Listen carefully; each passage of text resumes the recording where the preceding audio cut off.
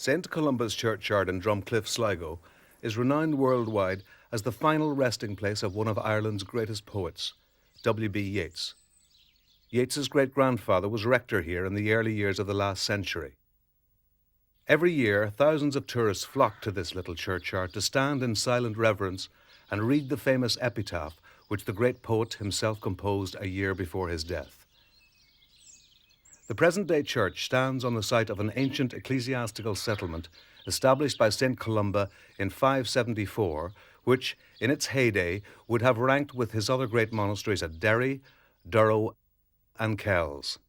A few tangible remains of the Columban legacy still remain.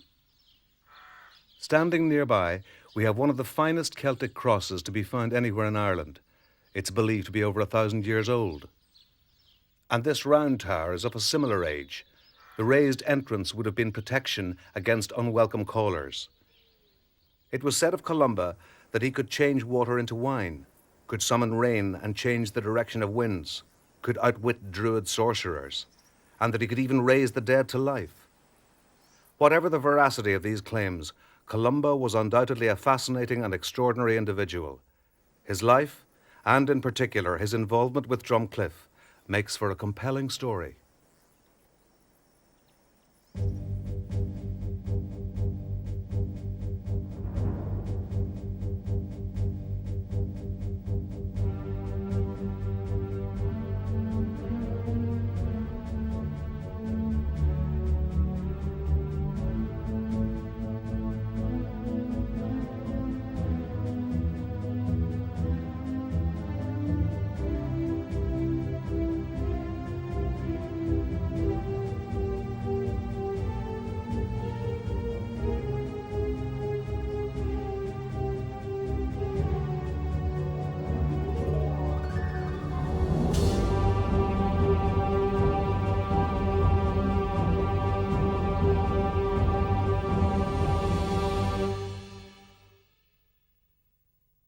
The year is 561.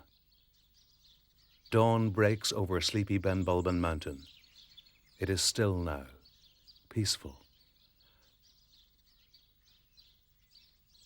Just the cry of a lone bird as she rises from her nest and swoops down over the plain below. But the peace will be shattered soon by the sounds of battle.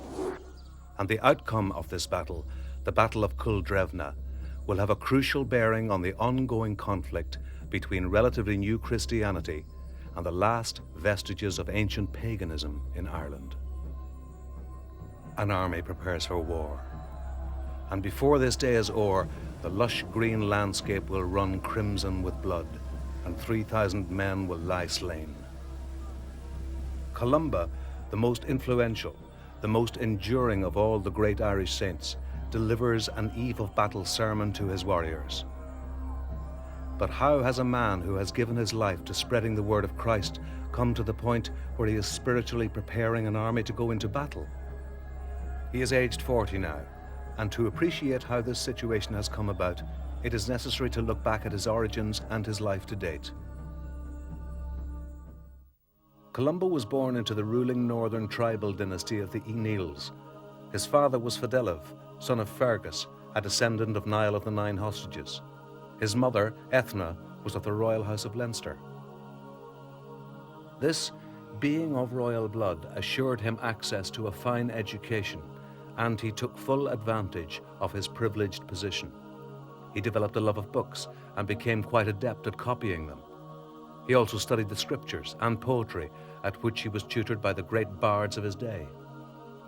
Indeed, such was his thirst for knowledge that he would study long into the night, often losing track of time and needing little sleep, which he dismissed as a waste of opportunity. There are numerous accounts of Columba's birth being forewarned. The most famous of these tells of Columba's mother, Ethna, having a dream in which she is visited by an angel. The angel gave to her a magnificent cloak of every imaginable colour, and the flowers all around were said to have filled with the cloak's delightful fragrances. A sudden gust of wind wrenched the cloak from Ethna's hands and carried it skywards. As it rose, it grew and grew until it covered all the lands of Ireland and Scotland. the angel explained to Ethna that this meant that the child she was about to bear would have the ability to spread the cloak of Christianity as far and wide. And so, on the 7th of December in the year of our Lord 521, the little village of Garton in Donegal welcomed a new son. He was christened Columba, Dove of the Church. Under the patronage of his close friend and mentor, St. Finian, Columba continued his religious studies at Moville Monastery, near the present town of Newtonards in County Down. And it was here, aged just 20, that Columba was ordained a deacon. Over the next 2 decades, Columba dedicated his life to the spreading of Christ's word, to the copying of important manuscripts, and to the building of great monasteries. Christianity had only arrived in Ireland 100 years previous, and the old pagan ways were still prevalent. But rather than confront Druidism in an openly hostile manner, Columba's much more politically astute methods were to absorb aspects of the old order into the new, thus making it easier to attract converts. The Druids not only performed pagan ceremonies, but were political mediators, philosophers, teachers, as well as being well versed in tribal law. Columba sought to outdo them on every front. Wherever he went, his reputation as a great leader and miracle worker preceded him. Much of this would have been deliberate propaganda put out by the shrewd saint himself and his followers to ease his path. And it would be reasonable to assume that many of the innumerable Columban legends that endure today have their origins in this modus operandi. Other than by word of mouth, the only way the message of Christ could be preserved and passed on to future generations was by transcribing existing manuscripts. And as the advent of the printing press was still 1,000 years off, the sole method of duplicating a book was by hand. This meant that when a new text appeared, for someone like Columba to acquire a copy, he must borrow the original and painstakingly reproduce it. But this common practice of book replication was to draw Columba into the greatest crisis of his career, one that would have far-reaching implications and would eventually become the critical turning point in his life. The sequence of events which were to reshape Columba's life began when he and a group of his followers journeyed to Moville to visit St. Finian. Finian had recently visited Rome for an audience with Pope Pelagius and had brought back with him a beautiful new version of the Psalms. Columba was, naturally enough, enthralled when shown the manuscript and asked Finian for permission to copy it. For whatever reason, Finian refused. In retrospect, this refusal seems at odds with the accepted practice of the times, where books were made readily available for duplication. But Columba was not to be outdone. He borrowed the book on the pretext of merely reading it and set about producing a surreptitious transcription. When Finian was told of what Columba had done, he was furious and demanded the illicit copy be handed over to him. Columba dug his heels in and refused. With neither man being willing to give way, the matter was referred for arbitration to no less a person than the High King of Tara himself, Diarmaid MacCarroll. Columba defended his copying of the book by arguing that the word of God was too important to be held to be the property of any one man. But Diarmaid was of the southern Aeneals, and as such a natural adversary of the northern Aeneals to which Columba belonged. Even so, his partisan judgment, to every cow its calf, to every book its copy, both astonished and outraged Columba. This judgment is often held to be the first declaration on copyright ever recorded. Refusing to accept the decree, Columba stormed out of the meeting and made his way north to put his case for retribution to his kinsfolk, the northern Aeneals. The Donegal stronghold of the northern Aeneal dynasty, the Greenan of Eilach as it stands today.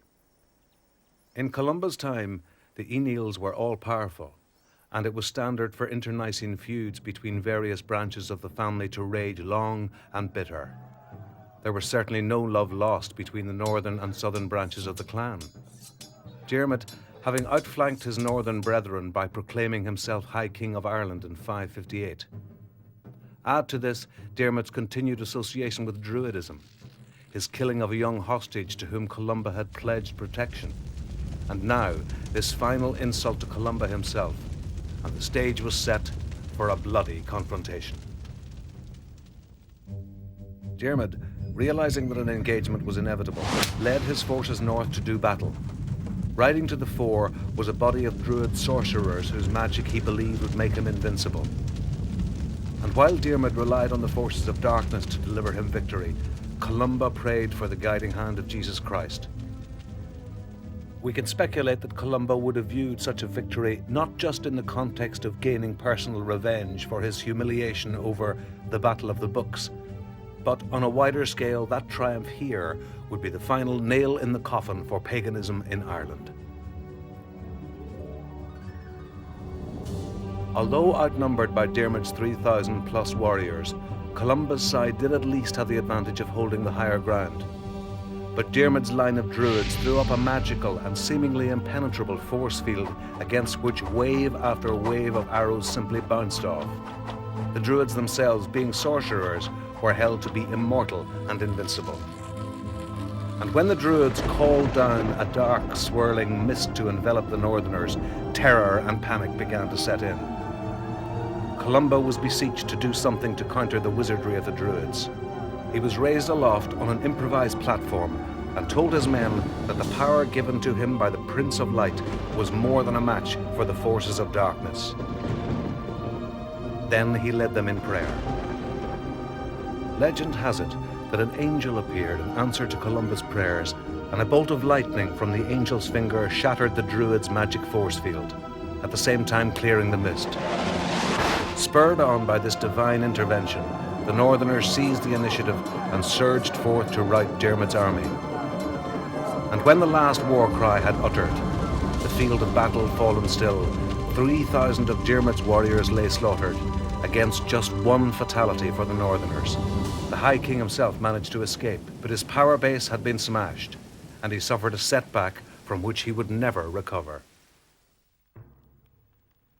Columba had indeed obtained his victory, but at what cost? His northern Aeneal kinsfolk were now in the ascendancy and would soon claim the High Kingship. And shortly after Culdrevna, Diarmaid would agree to return to Columba the disputed book. The book, which some believe to be the Cathach, the oldest known Irish manuscript in existence, and which today is held in Dublin. But the terrible carnage at Culdrevna weighed heavily on Columba's conscience, and, deeply remorseful, he would spend the next 2 years pondering his future. Precisely what induced Columba to reach his decision to leave Ireland, we can never know for sure. It was speculated that he was being threatened with excommunication following his involvement at Culdrevna. There are mentions of the saints of Ireland murmuring against Columba in disapproval of his political involvements. The more likely explanation is that the saint himself, aware of his increasing involvement in conflicts between his kingly relatives, and still grieving over the part he played at Culdrevna, decided that self-banishment was the only course.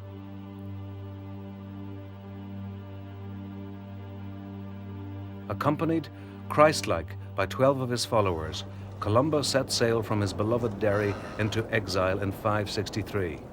He was aged 42 and left wishing to be a pilgrim for Christ, a form of voluntary exile which later became known in the church as white martyrdom. The land of strangers turned out to be the tiny windswept island of Iona, lying off the west coast of Scotland, where he landed possibly on the 12th of May, the eve of Pentecost. Columba and his followers immediately set about building their first monastery outside of Ireland. Primitive by today's standards, perhaps, but glorious in the part it played in the subsequent spread of Christianity throughout Scotland and England. From these humble beginnings, Columba's monastery at Iona would eventually become the axis of a family of monasteries, stretching from Ireland to the Scottish mainland and islands, and down to Northumbria in England, where the great monastery at Lindisfarne was established by St. Aidan in 635. And from these monasteries would go out an ever-increasing band of missionaries to spread the Christian faith right across Europe. Columba's involvement with Iona was to last for 34 years until his death there in 597, aged 76. Whether or not he ever returned to Ireland during this period remains a matter for debate. But the annals of Ulster place him back in Ireland during the Convention of Drumcliffe, which took place near what is now Limavady in 590. One of the subjects for debate at this tribal convention was the escalating problem with the bards in Ireland and a call to have them banished altogether because of their disruptive political behaviour and their continued connections with the old order of paganism. As a bard himself, Columba spoke out on their behalf. He is said to have offered in defence of the bards the following quatrain: "If poets' verses be but fables, so be food and garments fables. So is all the world a fable, so is man of dust a fable." Such was Columba's standing that his words carried the day, and on condition that they reform their ways, the bards were spared banishment. And now, today, in the little churchyard of St. Columba's, beneath the shadow of ancient Ben Bulben, where so much hostility and intrigue took place all those centuries ago, we find that a hallowed serenity reigns. And we can reflect that Drumcliffe, which played such a pivotal role in the bard St. Columba's life, should have been chosen as the final resting place of another of Ireland's great bards. And perhaps when he was alive, Nobel Prize winner William Butler Yeats himself would have paused here to reflect on how Columba's defence of the Irish bards at Drumcat ensured the continuation of the Irish poetic tradition down through the ages to the present day, and contributed to Ireland being crowned land of saints and scholars. Under bare Ben Bulben's head, in Drumcliffe churchyard Yeats is laid.